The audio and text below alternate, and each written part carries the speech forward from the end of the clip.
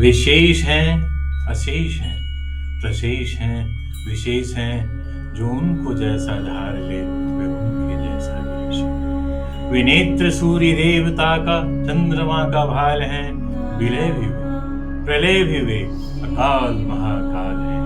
उसी के साथ हो गए जो उनके साथ हो गया, वहीं के वे हो गए जहां सुना शिव शिव शिव शिव। बहनों और भाइयों, आपके चैनल प्रेक्षा प्रोफाउंड ट्रूथ में मैं विनोदानंद झा आपका हार्दिक अभिनंदन करता हूँ। मित्रों, महादेव के चरणों में सादर नमन करते हुए आज हम चर्चा करेंगे महाकाल की अपार महिमा से कुछ पलों और कुछ पक्षों पर। कहते हैं काल उसका क्या बिगाड़े जो भक्त हो महाकाल का। जन्म से ही पहले लिखा भाग्य जिस पर त्रिकाल का, हर शत्रु हो पराजित जो स्मरण करें महाकाल का। भोलेनाथ की नगरी उज्जैन पृथ्वी के नाभि केंद्र पर स्थित है, क्योंकि प्राचीन भारतीय खगोल शास्त्री इसे देशांतर की पहली मध्याह्न रेखा मानते थे। वर्तमान में कर्क रेखा उज्जैन से होकर ही निकलती है। इस प्राचीन नगरी की इन्हीं विशेषताओं के कारण प्राचीन समय से ज्योतिषाचार्य कालगणना, पंचांग निर्माण और साधना के लिए उज्जैन को सर्वश्रेष्ठ मानते आए।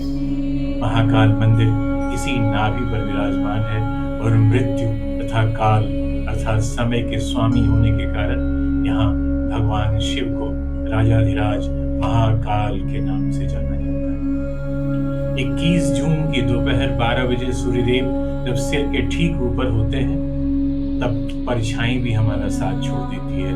उस समय पर जिनका अधिकार है वही है महाकाल। साथियों, स्कंद पुराण के अवंती खंड में भगवान महाकाल का भव्य विवरण दिया गया है। महाकवि कालिदास के मेघदूतम के प्रारंभिक भाग में भी श्री महाकाल मंदिर का आकर्षक विवरण है। महाकाल मंदिर को लेकर ऐसी मान्यता है कि भगवान शिव ने यहाँ रत्नमाल पर्वत पर रहने वाले अत्याचारी राक्षस दूषण का वध कर अपने भक्तों की रक्षा की थी। इस राक्षस को ब्रह्मा जी से वरदान मिला था। इसी वरदान के मद में वह धार्मिक व्यक्तियों पर आक्रमण करने लगा था।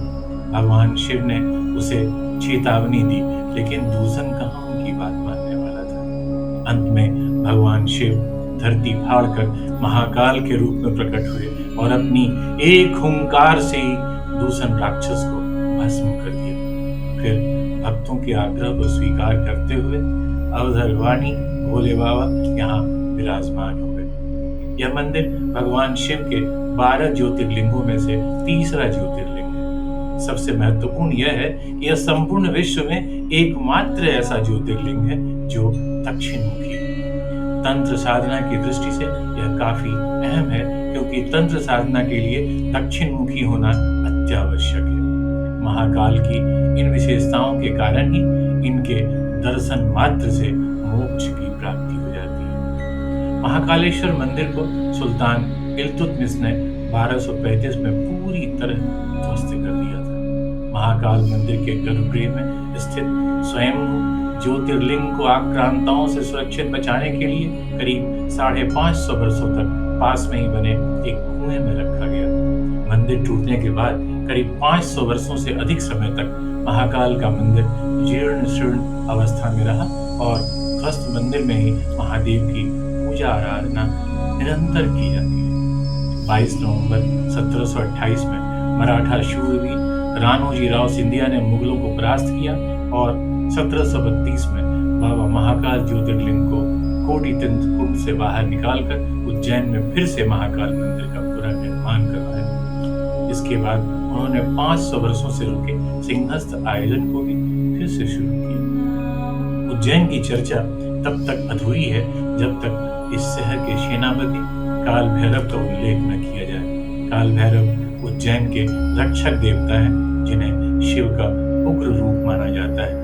काल भैरव एक प्राचीन मंदिर के अवशेष पर बना है। इतिहासकारों के अनुसार 9वीं शताब्दी से लेकर 13वीं शताब्दी के बीच परमार काल में यहाँ धार्मिक गतिविधियां काफी बढ़ी और फिर मराठा काल में मंदिर का पुनः निर्माण हुआ। पानीपत की तीसरी लड़ाई के बाद मराठा सेनापति महादजी शिंदे ने यहाँ प्रार्थना की थी और विजय के बाद उन्होंने काल भैरव को यहाँ अपनी पगड़ी चढ़ाई। तब से काल भैरव की मूर्ति पर मराठा शैली की पगड़ी ही सजाई जाती है। महाराजाधिराज भगवान महाकाल उज्जैन के वास्तविक राजा है। ऐसी किंवदंती है कि इसलिए कभी किसी राजा या उच्च पदस्थ व्यक्ति ने रात में मंदिर के पास अपनी रात नहीं गुजारी। एक घटना का उल्लेख किया जाता है कि प्रधानमंत्री मोरारजी देसाई जब मंदिर में महाकाल के दर्शन करने के बाद यहाँ रुके तो अगले दिन ही उनकी सरकार गिर गई। इसी तरह कर्नाटक के मुख्यमंत्री वीएस येदियुरप्पा भी उज्जैन में रुके थे और यहाँ से लौटते ही कुछ ही दिनों में उन्हें अपने पद से इस्तीफा देना पड़ा था। आज भी सिंधिया परिवार के लोग अथवा माननीय सांसद या विधायक यहाँ रात्रि बिताने से परहेज ही करते हैं।